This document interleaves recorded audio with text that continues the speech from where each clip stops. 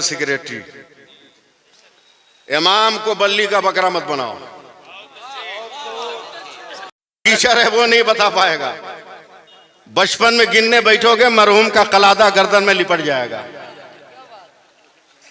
मगर जिस औरत को तुम भीख मांग कर ला रहे हो उसके बाप की जमीन बिकवा कर, जानते हो औरत कितनी बड़ी साइंटिस्ट है? वो बेटी जो दूसरे घर से अपने घर में दुल्हन बनाकर ला रहे हो वो कितनी बड़ी साइंटिस्ट है, अंदाजा है तुम्हें? अब एक चाइना नमस्कार करता है, अमेरिका उसके चरणों की मिट्टी धो के चाटता है। लाओ इतनी बड़ी कोई साइंटिस्ट कोई औरत हो तो।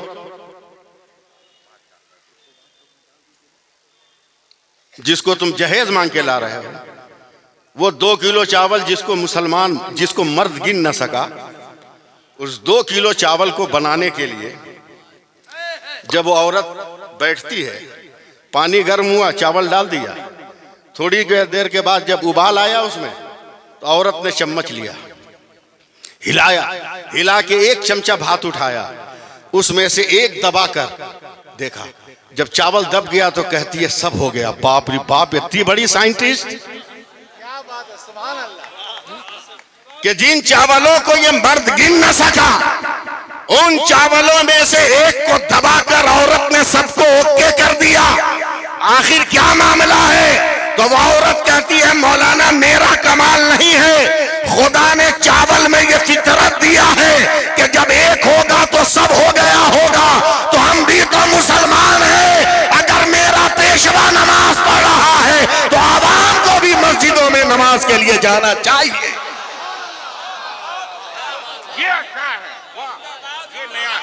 जाना चाहिए कि नहीं जाना चाहिए?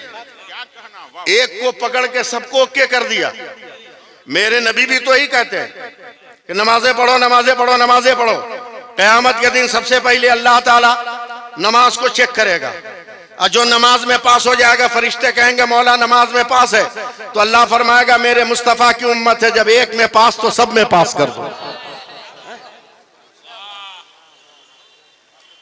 मगर हम लोगों ने तो जैसे अपने वोट को ख्वाजा बाबा का तबर्रुक बना दिया, 5 रुपये का इलायची दाना पूरे मोहल्ले में बांटा। उसी तरह अपने वोट को भी पूरे मोहल्ले में बांट दिया। अबे मुत्तहिद हो जाओ,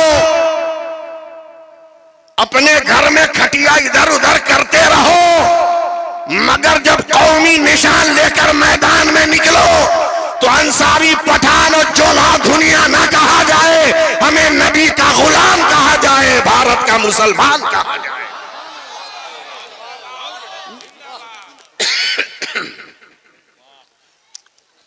कैसे होगा ये?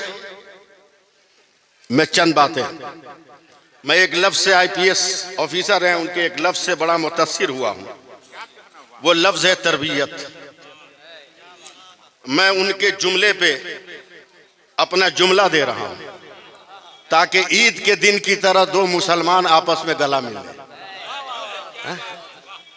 एक बादशाह ने अपने दरबार में ऐलान किया समाज सुधारने के लिए सबसे बढ़िया वसूल क्या है? एक दरबार ने कहा सर तरबियत का। और कोई है जो बोलेगा? एक और दरबारी खड़ा हुआ का सर माहौल का। दोनों आदमी को 1 महीना का टाइम है, दोनों प्रैक्टिकल साबित करो कि तरबियत से समाज कैसे सुधरेगा, माहौल से समाज कैसे सुधरेगा। 1 महीने के अंदर 25वें दिन जिसने तरबियत कहा था उसने बादशाह को कहा दरबार सजाइए, मैंने तरबियत पर प्रैक्टिकल दलील ले ली। दरबार सजाया गया, कहा सबूत पेश करो। तरबियत कहने वाले ने ताली बजाई, 10 दरवाजे से 10 बिल्लियां आई, उनके मुंह में प्लेट, प्लेट में मोमबत्ती, बिल्लियां उछल कूद कर रही है, न प्लेट गिरी न मोमबत्ती बुझी। तमाम लोगों ने तालियां बजाई कि वाकई तरबियत जिसको कहते हैं, अगर तरबियत हो जाए तो माहौल सुधर जाए। जिसने माहौल कहा था उससे बादशाह का तू दे प्रैक्टिकल सबूत। बोला हुजूर अभी तक तो हम तलाश नहीं किए हैं, मगर महीना के आखिरी दिन में हम सबूत देंगे। और ये हम लोगों का सबसे बड़ा मसला है कि जब कहीं रास्ता नहीं मिलता तब मौलाना और मजार वाला नजर आता है। लोगों ने कहा एक वली रहते हैं जंगल में, वहां जाओ।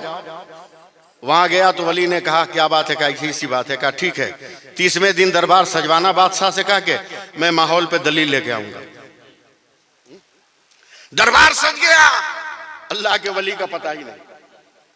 आखिरी वक्तों में झोला झंकर लेकर आए। का बादशाह जिसने माहौल का जुमला कहा था वो मेरा चाहने वाला है, दलील मैं दूंगा। माहौल पर कहा दीजिए। का जिसने तरबियत पे दलील दिया उसको कहिए दोबारा दलील दिखाए। फिर उसने ताली बजाई, फिर 10 बिल्लियां आई 10 दरवाजे से, उछल कूद किया, न प्लेट गिरी न मोमबत्ती। फिर ताली बजाई, ये बिल्लियां जब जाने लगी तो अल्लाह के वली ने अपने झोले से 10-12 चूहे निकाले और छोड़ दिए। जैसे ही बिल्लियों की नजर पे चूहे पे पड़ी, प्लेट भी गिर गई, मोमबत्ती भी बुझ गई, तो उस वली ने कहा माहौल सिर्फ जो है समाज तरबियत से नहीं सुधरेगा, तरबियत के साथ साथ माहौल का भी होना जरूरी है। माहौल का भी होना जरूरी है। चलो तरबियत तो इदारे शरिया ने दे दिया,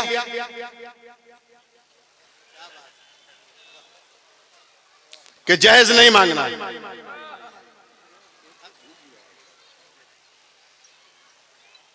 तरबियत दे दी, मगर माहौल का उन चूहों को क्या करोगे जो चेक भर के नगद लेंगे, जो अंडरग्राउंड से भीख मांगेंगे,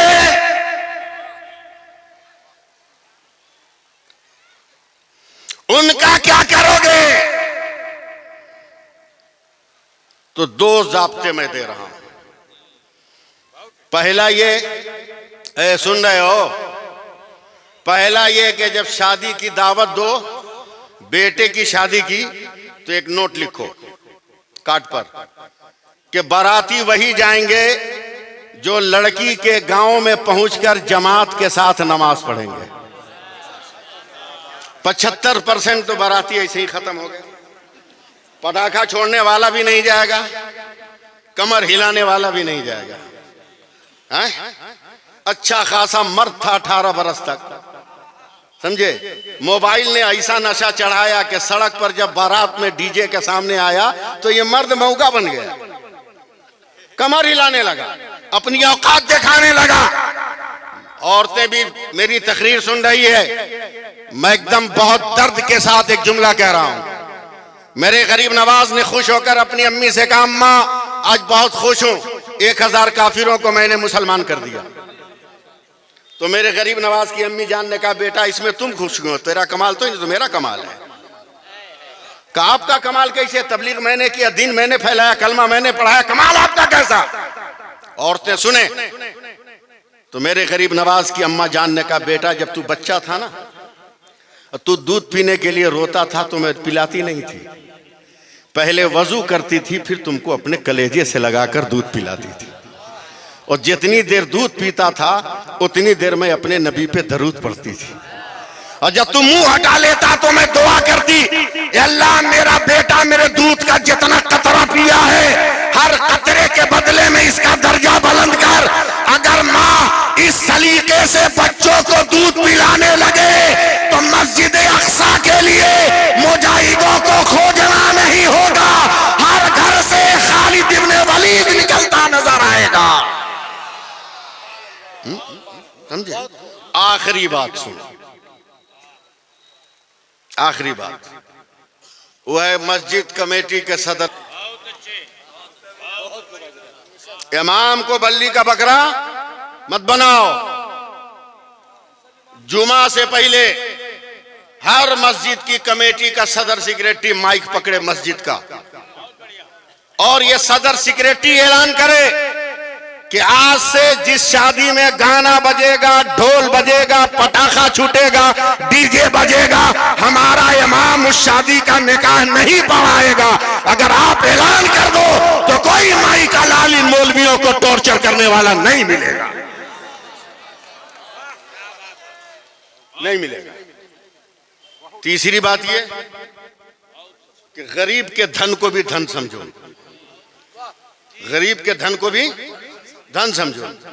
चौक चौराहे पर 20 रुपये का चाट खाते हो और जब तक चम्मच साथ देता है चमचा से उठाते हो, और चमचा फेल कर गया तो लकड़ी निकाल के पत्ता को चाट जाते हो। 20 रुपये का तेरा चाट था तो इतनी मोहब्बत है, पत्ता चाट गया।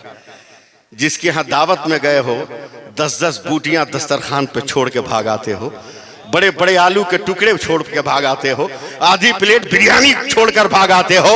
उन खानों दानों की बद्दुआ है कि आज हमारे समाज में कोई तरक्की पसंद इंसान पैदा नहीं हो रहा है।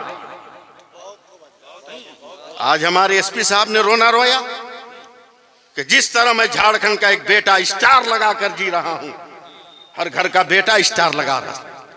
मैं इसी सोच को सलाम करता हूं, मैं इसी सोच को सलाम करता हूं। अगर आज कानूनों में हम होते, आज अगर कोर्ट और कचहरी में हम होते तो हमारा दशा ये थोड़ी होता। एक हफ्ता पहले 4 कूद गए, समझिएगा आप, 4 कूद गए पार्लियामेंट में, चप गया। एहतजाज करने वाले 14 एमपी को मुअत्तल कर दिया गया। लेकिन अगर इन 4 में एक भी मुसलमान होता तो अब तक कितने पासपोर्ट दूसरे मुल्क के निकल गए होते, कितने आतंकी संगठनों के टेलीफोन नंबर आ गए होते। ये दोहरी चाल बंद कर, ये भारत तेरे बाप का नहीं है। अगर गांधी का लहू बहा है तो मौलाना आजाद का भी लहू बहा है।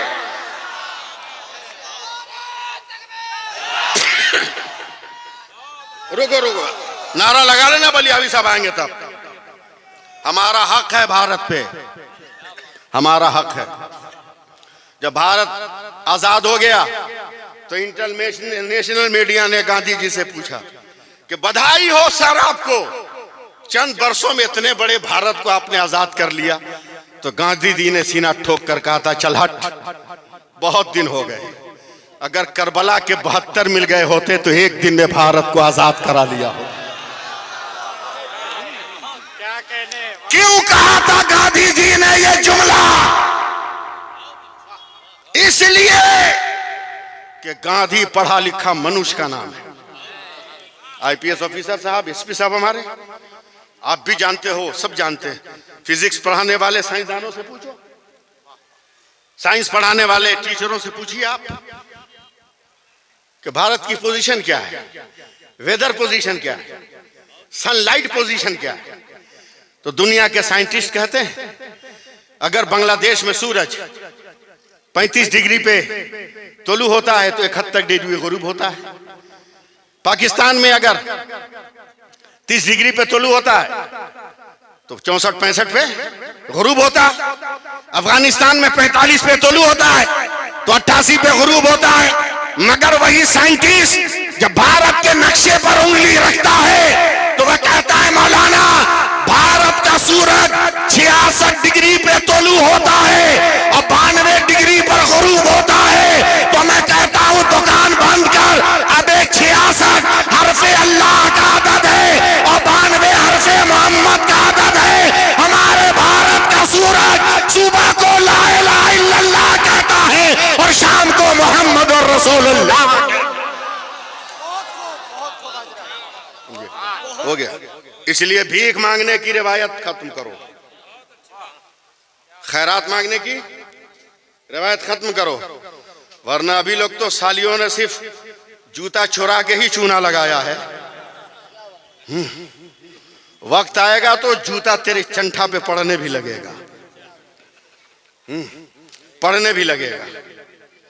खैरात मत मांगो, भीख मत मांगो। दिल्ली में एक शादी हो रही थी, बड़ी मुश्किल थी, लड़का का रिश्ता ही नहीं लड़की का मिल रहा था। बाप ने खबर छपवा दी अखबार में, कल होके बड़े बड़े स्टाइल वाले आ गए शादी करने। खबर में एक जुमला था, एक नोट था कि जो मेरी बेटी से शादी करेगा पूरा बिजनेस उसके हवाले कर दूंगा। एक से एक भिखमंगे आ गए सर। उसमें एक बड़ा हैंडसम भिखमंगा था, उससे ब्याह हो गया। 14-15 दिन के बाद कहा बेगम अब्बा जान ने बिजनेस ट्रांसफर नहीं किया। ये भी उर्दू जबान का अलमिया है कि आज का नौजवान बाप को अब्बा नहीं कहता, ससुर को अब्बा जान कहता, इसलिए कि 10 लाख मिला है उधर से। अबे 10 लाख याद रहा, मगर बाप का वो बलिदान याद ना रहा कि जब कांटों पे नजर पड़ी तो उसने अपना पांव रखा और तुम्हें कांधे पर उठाकर मंजिल को पहुंचाया। ये याद ना रहा। का मांग के देखो, वही जूता पहना जिसको सालियों ने चुराया था, वही कर्ज में डूबा हुआ सूट पहना जिसको ससुर ने न जाने कितने रो रो कर उसको सिलवाया था, और जाकर झुक कर कहा अब्बा जान आपने बिजनेस ट्रांसफर नहीं किया, का दामाद जानी आपने मांगा ही नहीं। आपने मांगा ही नहीं। कहा लेने आया हूं। कहा बैठिए मैं लाता हूं। 2.5 घंटे के बाद निकला तो सर पे 36 इंची का एल्युमिनियम का कटोरा था। वो परेशान के इसमें कौन लैपटॉप है जो आ गया है। जब झुका तो कटोरा खाली था। बोला ये क्या है? बोला कुल बिजनेस, पूरा बिजनेस। बोला क्या मतलब? का जब तक बेटी की शादी नहीं हुई थी यही कटोरा लेकर दिल्ली जामे मस्जिद के गेट पे मैं खैरात मांगता था। आज से ट्रांसफर कर रहा हूं बेटा, ये काम तुम करो। और मांगो भीख, और भीख मांगो, औकात में आ जाओगे। आप करो लोहार धक्का वालो, हम किसी गरीब बेटी के बाप से नहीं मांगेंगे। अगर मांगना होगा तो फातिमा के बाप से मांग लेंगे, जो हमारी दुनिया भी बना देगा, हमारा उकबा भी बना देगा। मैं इदारे शरिया की तहरीक के एक एक लफ्ज नहीं, एक एक सोच से जुड़ा हुआ हूं, समझे? एक एक पल जुड़ा हुआ हूं। वरना आप जानते हो कि तारीखें कितनी कीमती हैं। इंशाअल्लाह फिर मैं आऊंगा, फिर खिताब होगा। बस ये अहद करके यहां से उठो। मैं अपने बुजुर्गों की दुआ चाहूंगा, ये अहद करके उठो कि जिक्र नबी साहबे लौलाक करेंगे। इतना धीरे तो मैं अपने अब्बा को शेर नहीं सुनाता था। आपको जोर से बोलो सुभान अल्लाह, और जोर से बोलो। जिक्र नबी साहबे लौलाक करेंगे। जिस दिन दूसरा मिसरा याद करा दीजिएगा, पढ़ दूंगा। जिक्र नबी साहबे लौलाक करेंगे, इस्लाम के दुश्मन को तहे खाक करेंगे। और तुम जंग के मैदान में तलवार संभालो, हम जंग के मैदान में मिसवाक करेंगे। अस्सलामु अलैकुम व रहमतुल्लाह।